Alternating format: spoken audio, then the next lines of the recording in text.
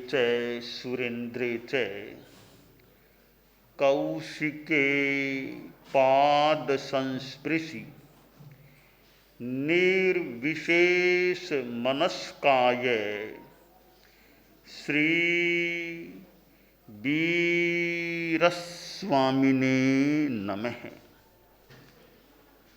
आर्हत वाङ्मय में कहा गया है, सोच्चा जानई कल्याणम, सोच्चा जानई पावगम, उभयम्पि जानई सोच्चा जंग छेयम तंग समायरे। शास्त्रकार ने बताया है, सुनकर आदमी प्राणी कल्याण को जान लेता है और सुनकर पाप को भी जान लेता है। कल्याण और पाप दोनों को सुनकर जानता है। अब जानने के बाद जो छेक हो, श्रेय हो, हितकर हो, कल्याणकारी हो, उसका समाचरण करना चाहिए। यानी बुरी चीज को भी जान लिया गया है, उसको जानने का परिणाम क्या आए कि आचरण वह नहीं करना। ज्ञान का फल आना चाहिए ना। तो बुरी चीज को जान लिया, ये बुरा काम है, उसको जानने का परिणाम यह आए कि यह काम मुझे नहीं करना है, उससे विरति हो जाए। अच्छी चीज को भी जाना, कल्याणकारी को भी जाना, तो उसको जानने का परिणाम क्या आए, यह मैं करूं, इस रास्ते पर चलूं, ये करने का परिणाम आना चाहिए। जानना दोनों का है, दोनों के पीछे ज्ञान है। अब ज्ञान के बाद मानो ज्ञान एक मूल है, एक वृक्ष की कल्पना करें तो जान लेना तो मूल हो गया। उस मूल से फिर दो शाखाएं निकले, एक शाखा करने की, दूसरी शाखा न करने की। तो श्रेयस्कर है उसकी शाखा है करने की, और जो अश्रेयस्कर है, गलत है, उसकी शाखा है न करने की। ये दोनों चीजें आ जाएं तो फिर आगे मुक्ति की दिशा में बढ़ा जा सकता है। तीन शब्द हैं, हेय ज्ञेय उपादेय, हेय ज्ञेय उपादेय। मैं इन तीनों में ज्ञेय को पहले लेना चाहूंगा कि ज्ञेय हेय उपादेय। कि ज्ञेय तो सभी है, आश्रव भी ज्ञेय है, पाप भी ज्ञेय है, बंध भी ज्ञेय है, ये भी ज्ञेय हैं, संबर निर्जरा मोक्ष भी ज्ञेय हैं, पुण्य भी ज्ञेय हैं। तो ज्ञेय तो पहली बात है ज्ञेय। नव तत्वों में कोई पूछे कि ज्ञेय कितने, तो नव ही तत्व ज्ञेय हैं, सभी नवों को ही जान लो। नव तत्व का ज्ञान तो सम्यक्त्व की दृष्टि से भी बड़ा महत्वपूर्ण है। तो नव ही पदार्थ जीव अजीव, पुण्य पाप, आश्रव संबर, निर्जरा बंध मोक्ष, ये नव ही तत्व ज्ञेय हैं। तो मान लो नवों को जान लिया, अब है हेय और उपादेय। छोड़ने लायक कौन से हैं और ग्रहण करने लायक कौन से हैं।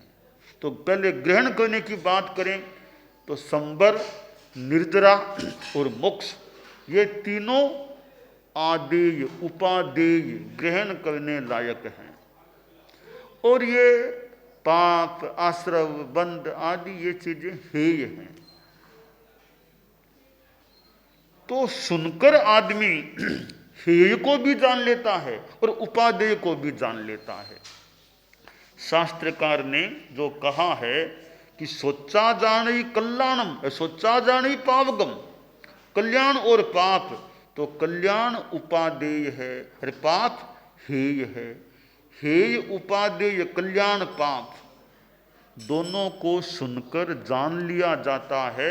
फिर जो पाप है, हेय है, उसको छोड़ने का प्रयास करो, और जो श्रेयस्कर है, उपादेय है, उसको समाचरित करने का, ग्रहण करने का, जीवन में उतारने का प्रयास करो। सोचा सुनकर बड़ी महत्वपूर्ण बात है कि हम जो ये धर्म पाप आदि का ज्ञान करते हैं वो या तो श्रोत्रेंद्रिय के द्वारा करते हैं, जो बहुत महत्वपूर्ण है। दूसरा साधन है चक्षुरेंद्रिय, यानी पुस्तक में पढ़ करके भी ज्ञान कर लेते हैं। तो धर्म पाप का ज्ञान करने में हमारे ये दो इंद्रियां बड़ी काम आ सकती हैं, श्रोत्रेंद्रिय और चक्षुरेंद्रिय। यानी दुनिया को जानने के लिए, विभिन्न विषयों को समझने के लिए ये दो इंद्रियां हमारे ज्यादा माध्यम बनती हैं, श्रोत्र और चक्षु। 5 इंद्रियों को 2 भागों में बांटा गया है, कामी इंद्रियां और भोगी इंद्रियां। तो श्रोत्र और चक्षु को कामी इंद्रियां कहा गया है। घ्राण, रसन और स्पर्शन, इन 3 इंद्रियों को भोगी इंद्रियां कहा गया है। जो 2 शब्द आते हैं, काम भोग, काम भोग, काम भोग, हम यूं समझ सकते हैं, काम यानी श्रोत्र और चक्षु के विषय, भोग यानी घ्राण, रस और स्पर्श के विषय। शब्द और रूप को काम के विभाग में ले लें और गंध, रस और स्पर्श को भोग के विभाग में ले लें, तो काम भोग, काम भोग। जहां 2 शब्द काम में लें, काम और भोग, तो यूं बंटवारा किया जा सकता है। ना केवल भोग शब्द है या केवल काम है तो काम में 5 को ही ले ले, भोग में 5 को ले ले। 2 विभाग करने हो, काम भोग 2 विभाग, तो फिर 2 इंद्रियां श्रोत्र चक्षु से काम और शेष 3 इंद्रियों से भोग होता है। यो विभाजन, वर्गीकरण भी किया जा सकता है। अब बात है कि सुनकर के जानना, तो पढ़कर भी जाना तो जा सकता है। एक तो बात यह है कि प्राचीन काल में जब ये आगम तैयार हुआ है तब पढ़ने की इतनी सामग्री नहीं रही होगी कि पुस्तकें पढ़ो, वो इतनी सुविधा नहीं रही होगी। उस जमाने में सुनना ही ज़्यादा, कि साधुओं का, गुरुओं का, तीर्थंकरों के बात को सुनो सुनो, तो सुनना एक बड़ा माध्यम था ज्ञान का। फिर आज के युग में देखें तो भी सुनने का महत्व है। क्यों है? देखिए, कई बार केवल किताब हाथ में है तो कई बातें अस्पष्ट हैं, तो उनका ज्ञान कैसे? सुन रहे हैं तो वक्ता से पूछ ले भाई यह बात का क्या मतलब, तो सुनने से वो तत्काल बात स्पष्ट भी हो सकती है। इस संदर्भ में ये श्रोत्रेंद्रिय और ज्यादा महत्वपूर्ण हो जाती है ज्ञान प्राप्ति की दृष्टि से। तो जान लेना, सुनकर के जान लेना। आज पढ़ना जो है, पढ़ना तो ऐसे व्यक्तिगत हो सकता है, मैंने यह पढ़ा, तुमने यह पढ़ा, तुमने अपना अपना पढ़ रहे हैं। तो सुनना कलेक्टिव, सुनना सामूहिक रूपेण हो सकता है। मैं बोल रहा हूं, हो सकता है सैकड़ों हजारों लोग, जितने भी लोग हैं, एक साथ मुझे सुन रहे होंगे, एक साथ, भले उनका क्षेत्र अलग अलग हो, कोई किसी प्रांत में, कोई किसी प्रांत में, हो सकता है कि आउट ऑफ इंडिया भी कोई हो। तो सुनना का जो उनका क्षेत्र है, सुनने वालों का, वो अलग अलग हो सकता है, पर एक साथ एक समान बात कलेक्टिवली, सामूहिक रूप में सुनी जा रही है। तो सुनना कलेक्टिव हो सकता है और पढ़ना इंडिविजुअल व्यक्तिगत हो सकता है। अब एक किताब तो एक ही है, एक ही किताब 5 विद्यार्थियों के पास है। एक विद्यार्थी 5वां पृष्ठ देख रहा है, दूसरा विद्यार्थी 7वां पृष्ठ, कोई विद्यार्थी 11वां पृष्ठ, तो पढ़ना अपना अपना अलग अलग है। जब मास्टर जी बोलेंगे तो उनका हर वाक्य हर विद्यार्थी वो एक साथ एक समान सामान्य रूपेण सुन सकेंगे। इसलिए सुनने में और देखने में यह भी अंतर है। एक आचार्य, एक गुरु, एक संत प्रवचन दे रहे हैं तो कितने लोग एक साथ वही बात सुन रहे हैं। प्रवचन होता है, बहुत अच्छी चीज होती है प्रवचन। परम पूज्य गुरुदेव तुलसी ने कितना प्रवचन किया, परम पूज्य आचार्य महाप्रज्ञ जी ने भी प्रवचन किया।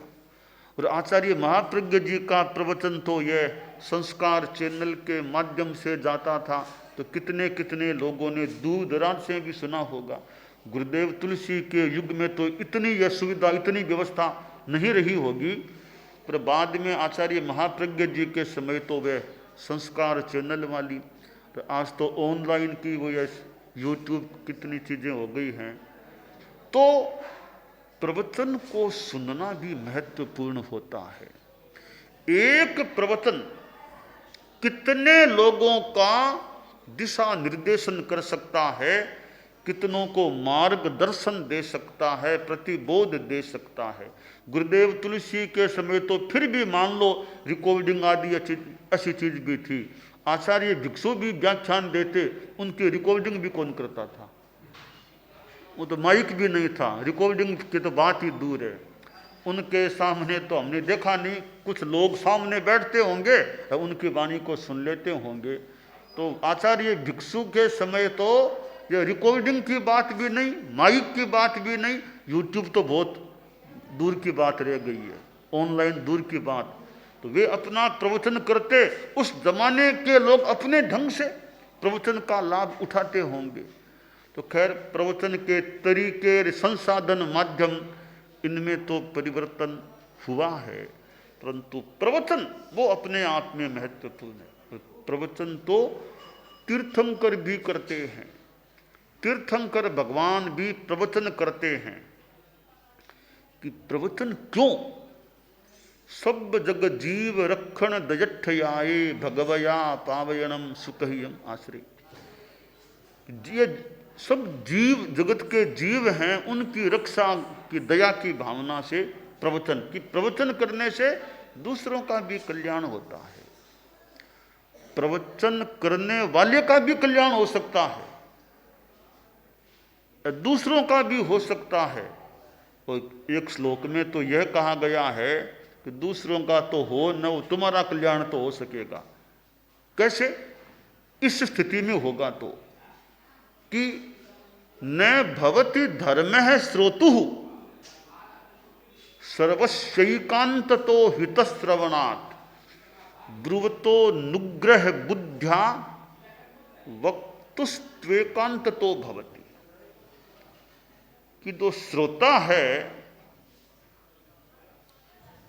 उसको तो धर्म का लाभ मिले न मिले, हित की भावना से सुनता है कि नहीं सुनता है, कि नींद ले रहा है, क्या कर रहा है, उसका तो लाभ हो न हो, पर अनुग्रह की भावना से कल्याण की बात वक्ता प्रवचनकार बता रहा है तो उसका तो कल्याण हो जाएगा, उसको तो निर्जरा का लाभ मिल सकेगा, निर्जरा का लाभ वक्ता को भी। इतना ही नहीं, वक्ता का खुद का ज्ञान और पुष्ट हो सकता है। बोलते बोलते भी बोलने से पहले कुछ तैयारी करेगा, कुछ देखेगा, तो भी ज्ञान पुष्टि हो सकती है। आप लोग जो गृहस्थ प्रवचन सुनते हैं, आपको बहुत लाभ हो सकता है। लाभ कितना और कैसे, देखिए।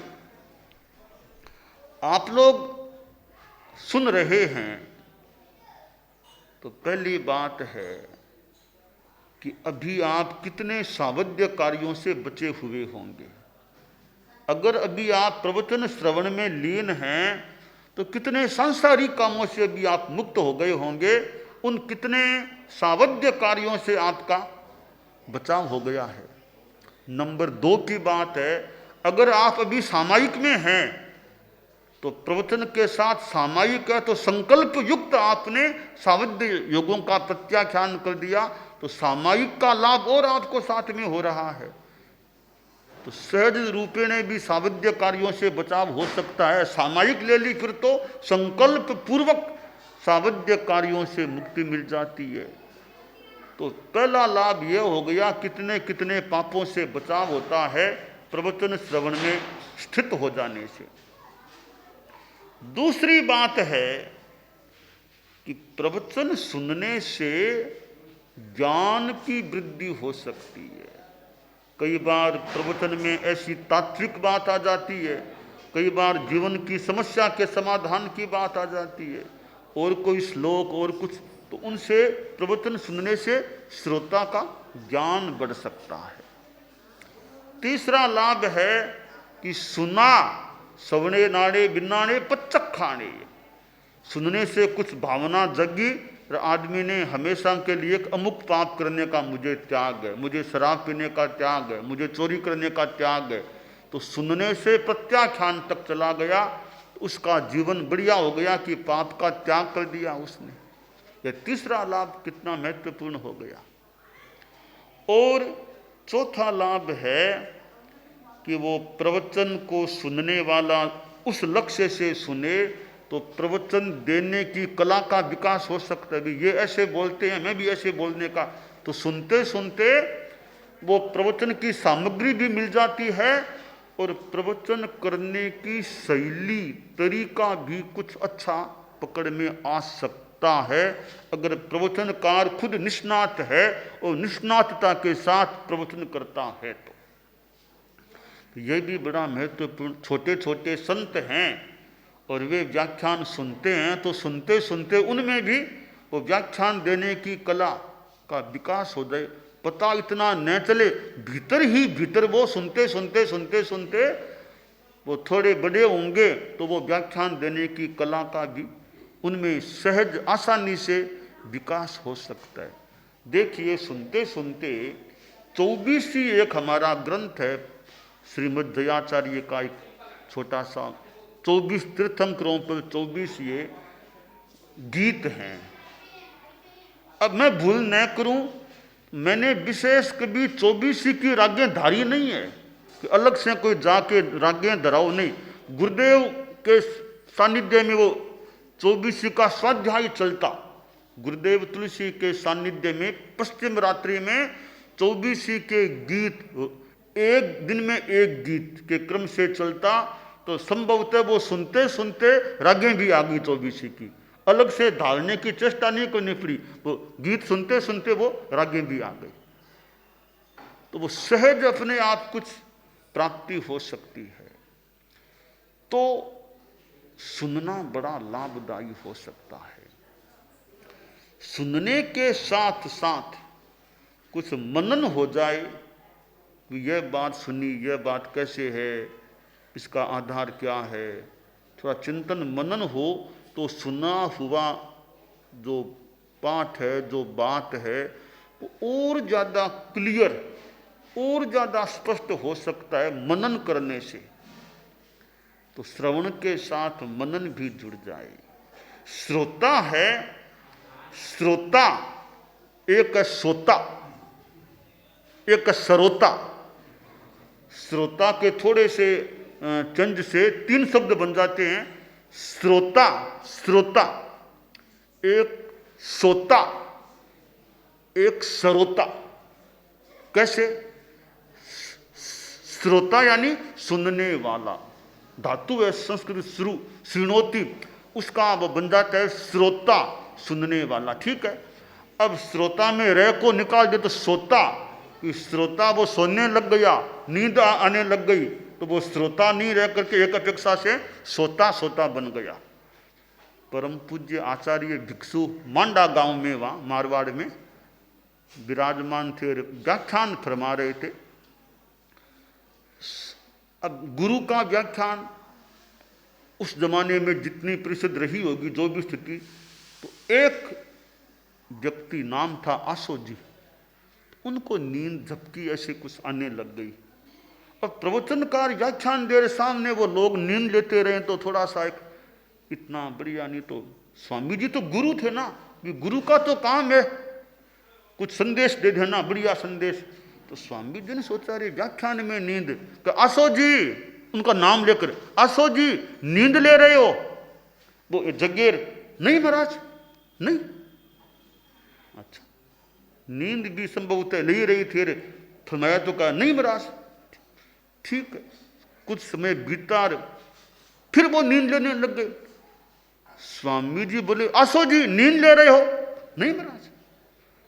संभवतः स्वामी जी ने सोचा रे एक तरफ तो मैं एक निद्रा मुक्ति की बात को, ये नहीं महाराज, नहीं महाराज करके मुझे झुटला रहे हैं, मुझे झुटला रहे हैं। तो कई गुरु तो बड़े ज्ञानी होते हैं ना, तरीका जानते हैं। फिर उनको नींद आने लग गई, फिर नींद आने लग गई आसो जी को। इस बार स्वामी जी गुरुदेव ने कहा आसो जी रहे हो? नहीं महाराज, नहीं महाराज। अब पकड़ में आ गए कि नींद में थे, तब जी ऐसा बोल दिया कि नहीं महाराज जी रहे हो? नहीं महाराज। तो खैर जागरूकता से सुने तो अच्छी बातें प्राप्त हो सकती है। हम सुनने की कला का भी अच्छा विकास रखें, यह काम्य है।